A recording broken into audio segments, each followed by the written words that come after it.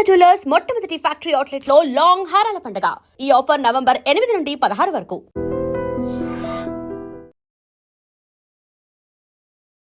నమస్కారం, welcome to I dream. ధర్మ మార్గం విత్ విజిత కార్యక్రమానికి స్వాగతం.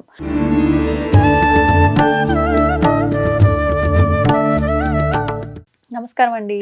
శ్రీమాత్రి గురుగారు, కార్తీక మాసం అంతా మనం చేసే పూజలు, దానాలు, హోమాలు, వ్రతాలు, ఈ విధానాలన్నీ ఆచరిస్తే మంచి ఫలితం వస్తుందంటారు, వాస్తవం. కానీ ఇంత చేస్తే వచ్చే ఫలితం కన్నా కూడా లాస్ట్ అంటే పాడ్యమి రోజున కనుక మనం చేస్తే మాత్రం ఇంకా రెట్టింపు ఫలితం వస్తుంది అని అంటూ ఉంటారు. అసలు ఆ రోజు ఏం చేయాలి, ఏంటి, ఏం చేస్తే రెట్టింపు ఫలితం వస్తుంది? చాలా మంచి ప్రశ్న అండి. ఇది పూర్వకాలంలో జరిగినటువంటి ఒక కథానుసారంగా కూడా దీనికి ఒక కథ ఉంది. పోలీస్ వర్గము అని అంటూ ఉంటారు. అయితే పూర్వకాలం అంటే ఈ కార్తీక మాసంలో అసలు ఏమీ చెయ్యనటువంటి వాళ్ళు, కనీసం దేవుడికి 2 చేతులు జోడించి నమస్కారం కూడా చేయనటువంటి వాళ్ళు ఎవరైతే ఉంటారో, ఈ పొలి పాడ్యం అంటే అమావాస్య తర్వాత వచ్చే పాడ్యమి ఏదైతే ఉంటుందో ఆ పాడ్యమి రోజున శివారాధన చేసుకోవడము, అలాగే శివుడికి అభిషేకాది క్రతువులు చేసుకోవడము, అలాగే ఆ రోజున చేసేటటువంటి శివ క్రతువులకు చాలా ప్రత్యేకమైనటువంటి విధానాలు ఉన్నాయని చెప్పి శాస్త్రం తెలియజేయడం జరిగింది. అంటే కార్తీక మాసాన్ని వినియోగించుకోలేనటువంటి వారు ఎవరైతే ఉంటారో ఈ పొలి స్వర్గం నాడు శివారాధన చేసుకోవడం అనేటటువంటిది, దీపారాధన చేసుకునేటటువంటిది చాలా విశేషమైనటువంటి ప్రాశస్తాన్ని సంతరించుకుంది అనేటటువంటి. పూర్వకాలం ఏంటంటే పొలి అనేటటువంటి ఒక గృహిణి ఉండేటటువంటిది.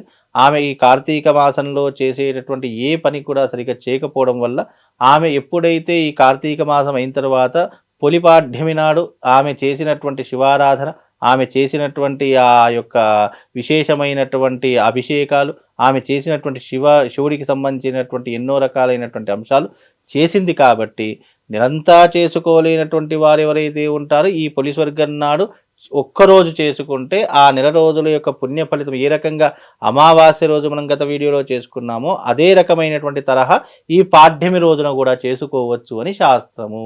అంటే కార్తీక మాసాన్ని వినియోగించుకోలేనటువంటి వారు పోలీస్ వర్గాన్ని వినియోగించుకుంటే కార్తీక మాసం చేసినటువంటి పుణ్య ఫలితం అంతా దక్కుతుంది అని శాస్త్ర నిర్ణయము.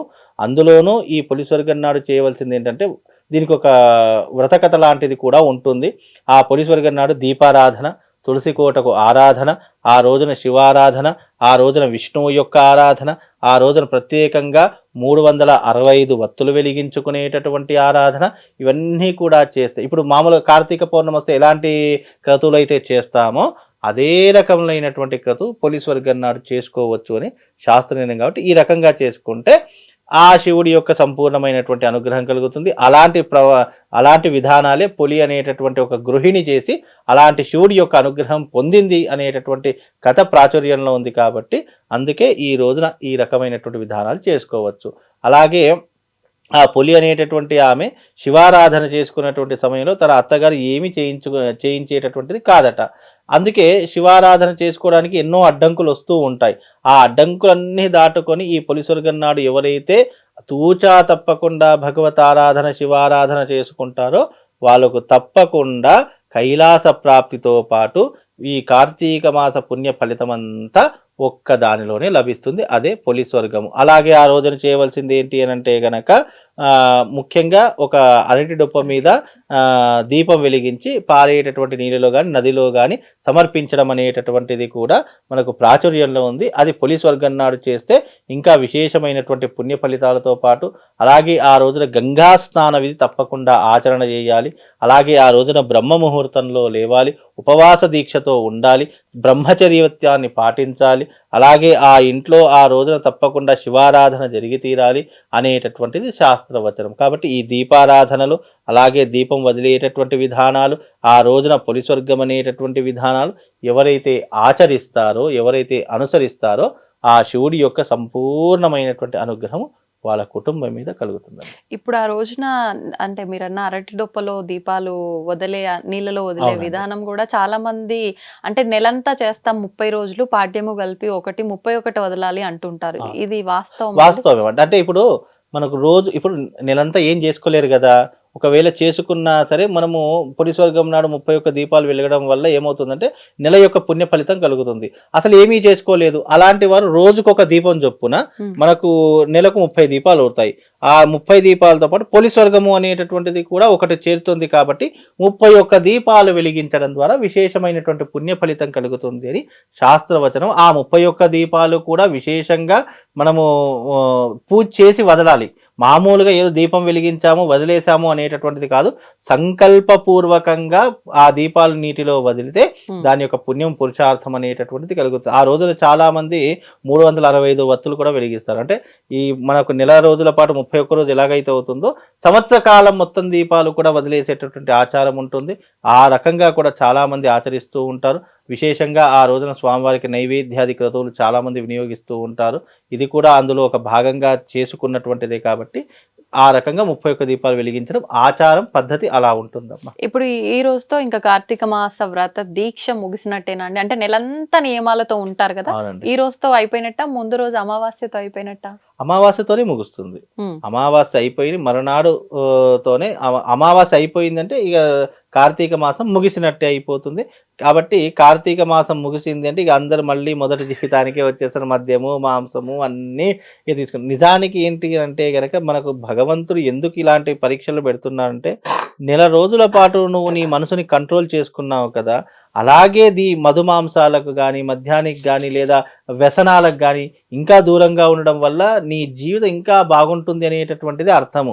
ఇంకా ఇంకోటి విషయం చెప్పాలంటే ఇప్పుడు మాలలో ఉన్న వాళ్ళు ఉంటారు, ఎంతో భక్తి శ్రద్ధలతో ఉంటారు. ఎందుకు కేవలం ఆ 41 రోజులు అనేటువంటిది కాకుండా ఈ 41 రోజు ఇంత పుణ్యాన్ని సంపాదించుకున్నావు, నీ మనసుని ఇంత కట్టడి చేశావు కదా, ఇదే కట్టడి మునుముందు కూడా కొనసాగించుకోవాలి అని మాలలో ఉన్నటువంటి అర్థం తప్ప చాలా మంది ఇదే పొరపాటు చేస్తారు. ఇక కార్తీక మాసం అయిపోయింది కదా, ఇక మనం అలవాట్లు మొదలు పెడదాము, మాల తీసేసాం కదా తెల్లారే అలవాట్లు మొదలు పెడదాము. మనిషి నియంత్రించుకోవడానికి ఏర్పడినటువంటిదే మాల అని అర్థము. ఆ మాలను అర్థం చేసుకోకుండా 41 రోజు ఉంటే చాలా నాయన అని చెప్పేసి మనం నిమ్మకు నీరెత్తకుండా ఉన్నాం అనుకోండి, అది ఎప్పటికైనా మనిషికి మళ్ళీ కామక్రోధ లోపాన్ని మాల ఎందుకు వేసుకుంటాం? కామక్రోధ లోభ మోహ మదమాచరణ తగ్గించుకోవడానికి. ఉపవాస దీక్ష ఎందుకుంటాము? కార్తీక మాసం వచ్చిందంటే నియమనిష్టలతో ఎందుకుంటాము? ఇది అదృష్టమైనటువంటి మాసము. ఈ మాసంలో మనం ఉపవాసము అలాగే దేవతా అర్చనము అలాగే దానము ధర్మం చేయడం వల్ల పుణ్యం కలుగుతుందని ఏ రకంగా అనుకుంటావో, ఈ నెల రోజుల పాటు నీ జీవితాన్ని ఎలా గడిపావో అదే జీవితాన్ని మునుముందు గడపడానికి ప్రయత్నించాలి, ప్రయత్నపూర్వకంగా నువ్వు చేసుకోవాలి అనేటటువంటి విధానమే మన పూజలో ఉన్నటువంటి గొప్పతనం. అది అర్థం చేసుకోకుండా 41 రోజు ఉన్నాము అయిపోయింది, నెలంతా కార్తీక మాసం ఉంది ఇక అయిపోయింది అంటే మళ్ళీ మనిషి జీవితం మొదటికే వస్తుంది. కాబట్టి కొద్దిగా జ్ఞానం ఉన్న ప్రతి ఒక్కరూ ఆలోచన చేసి నెల రోజుల పాటు ఉన్నావు అంటే నీది నువ్వు ఎంత నియంత్రించుకున్నావు, ఎంత కంట్రోల్లో ఎంత ఆధీనంలో నీ శరీరాన్ని పెట్టుకున్నావు అనేటటువంటిది ఆలోచిస్తే అన్నీ కూడా సక్రమంగా జరుగుతాయండి. ఈ రకమైనటువంటి విధానాన్ని చేసుకుంటే అన్ని రకాలుగా బాగుంటుంది. పోలీస్ వర్గం కూడా అదే రకమైనటువంటి విధానం. నెల రోజుల పాటు చేయలేనటువంటి వారు కనీసం ఒక్క రోజైనా చేస్తే పుణ్యం పురుషార్థంతో పాటు అదృష్ట యోగం కలిసి వస్తుంది. మళ్ళీ ఇంకోటి ఏంటంటే అమావాస్య అయిపోయింది అంటే మీకేదో తాగడానికి తినడానికి అర్హత దొరికిందని కాదు, కనీసం ఈ నెల రోజుల పాటు ఇంత నియంత్రించుకోగలుగుతున్నారు కదా, ఇదే రకమైనటువంటి పద్ధతిని అలవాటు చేసుకోండి. ఇప్పుడు ఒక చిన్న పిల్లవాడికి చిన్ననాటి నుండి ఏది అలవాటు చేస్తామో అదే పెరిగి పెద్ద అయిన తర్వాత అదే అలవాట్లు ఉంటాయి, అలవాట్లు ఏం మార్పు ఉండదు. అలాగే నీ జీవితాన్ని మలుచుకోవడానికి మాల అనేటటువంటిది, ఒక పూజా వ్రతం అనేటటువంటిది, అలాగే ఒక మాసం అనేటటువంటిది నీ జీవితాన్ని ఉద్ధరింపజేసేటటువంటిది. దాన్ని అదే రకంగా మలుచుకునే ప్రయత్నం చేయాలి తప్ప మనము దీక్ష అయిపోయింది లేదా ఈ మాసం అయిపోయింది లేదా నేను అనుకున్నటువంటి రోజు, ఈ మధ్యకాలం చాలా మంది అబ్బా నేను ఒక 11 రోజులు అన్నీ మానేస్తాను అని చెప్పి చాలామంది అనుకుంటారు. 11 రోజులు చాలా నిక్కచ్చిగా ఉంటారు. ఇక 12వ రోజు స్టార్ట్ అయింది, ఈ 11 రోజులంతా ఒక్క రోజులో ముగించేస్తూ ఉంటారు. అలాంటి దౌర్భాగ్య స్థితిలో ఉన్నాము. అలాగే పుణ్యం కూడా అలాగే, నువ్వు నెలంతా చేయనటువంటి స్థితిలో ఈ పోలీసు వర్గం నాడు చేసుకుంటే ఆ నెలంతా పుణ్యం ఇందులో జమ అవుతుంది అని శాస్త్రం. ఏ రకంగా నువ్వు నీ మనసును నియంత్రించుకోవడానికి నేను ఒక 5 రోజులు ఉంటాను, ఒక 11 రోజులు ఉంటాను, ఒక నెల రోజుల పాటు ఉంటానని చెప్పేసి పుణ్యాన్ని సంపాదించుకుంటావో దీనిలో కూడా అదే రకమైనటువంటి భాగం ఉంటుందమ్మా. ధన్యవాదాలు గురువు. దీన్ని తవ్వండి, తవ్వుతున్న శివలింగం. పరమాత్మకు జీవా సరే దాన్ని అట్లా కప్పేసేయండి, చూపించదండి. Krishna is there. మూర్తి పూజ కాదు, సాక్షాత్ బ్రజేంద్ర నందన భగవాన్ ఉన్నారు మూర్తిలో. ఏమీ ఆశించకుండా ఆరాధించే వాళ్ళు కూడా ఉన్నారా ప్రభుజీ? నిజమైన భక్తి అంటే మనకు తెలియదు కాబట్టి